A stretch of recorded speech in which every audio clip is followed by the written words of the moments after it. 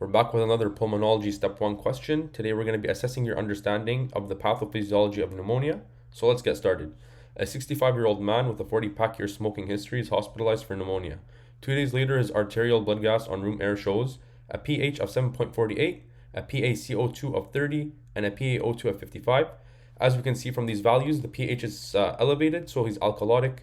A PaCO2 is supposed to be 33 to 45. This is low, and PaO2 is also low at 55. He's placed on 100% supplemental oxygen, and his PaO2 rises to 72. Which of the following mechanisms best describes his hypoxemia? First and foremost, let's talk about hypoxemia. So hypoxemia is basically a reduction in the oxygenation of blood that comes through the lungs. So blood's coming through the lungs, it's supposed to get oxygen, it's not. So we want to understand from this question why that's happening. So let's start with A, diffusion limitation. Usually this is seen in fibrosis and exercise and not in acute pneumonia. So what diffusion limitation is, basically at the bottom of the alveoli, you get something like fibrosis, making it hard for the oxygen in the alveoli to diffuse into the capillaries and in the blood cells. Therefore, the blood that's passing by to get oxygenated continues carrying on the carbon dioxide because that oxygen from the lungs isn't able to exchange with it. So you carry on carrying the carbon dioxide, you get hypoxemia, but A here isn't the correct answer.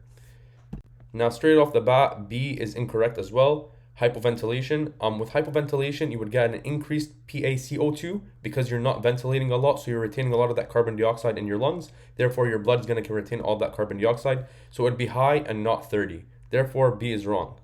As for C, right to left shunt, now this could be partially true in that a lot of the blood passing by the lungs does not get oxygenated.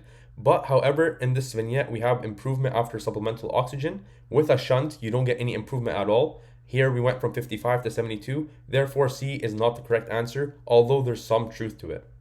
And now as for D, ventilation perfusion mismatch, this is the correct answer. So this patient's pH is 7.48, his CO2 is at 30, he's alkalotic from hyperventilating. His PaO2 is 55, meaning he's hypoxemic. In pneumonia, some alveoli get filled with fluid. Blood's still flowing though, but air can't get in. Therefore, there's a VQ mismatch or ventilation perfusion mismatch. When we give 100% oxygen, it rises a bit from 55 to 72 because the ventilated alveoli pick up extra oxygen, but the blocked ones can't. Therefore, there's a partial improvement, and that's the giveaway for ventilation perfusion mismatch. So D is the correct answer here. And last but not least, we have E, low inspired oxygen tension. This occurs when the air itself has low oxygen pressure. This is usually seen in places with high altitudes or if you're in an airplane. So here the patient in this vignette has a normal environment, so has a normal inspired oxygen pressure. His problem is with gas exchange and not the air supply. Therefore, E is incorrect.